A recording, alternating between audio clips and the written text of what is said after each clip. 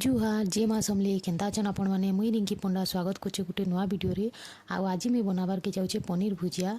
पहला मुई पनीर भुजिया बनावा लगी बंधाकोबी गाजर शिमला मिर्च के पतला कर काटिदेली आ से तेल देना हल्दी नून देना भाजीदेली पूरा सिझबार लगी छाड़ीदेली।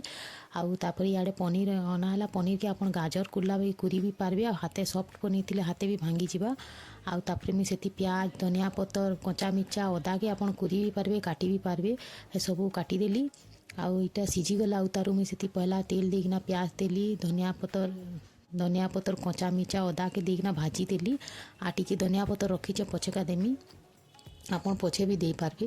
भल से भाजी है तारू से पनीर पकईदेली पनीर के भल से भाजी देली से प्याज और अदा संगे आते मीट मसला टी पकईदेली मीट मसला पकाला उतारू आपन जेन भजा होता बंधाकोबी आ गाजर शिमला मिर्च के से मिसई देवे भल से मिसीगला उतारू धनिया पतर टी देदेवे नून देदेवे जितकी लागबा आ टमाटो सॉस टी देदेवे तापर से भल से भाजी होगा रेडी होगा आपन खाई देखबे पनीर भुजिया केन्ता लागला।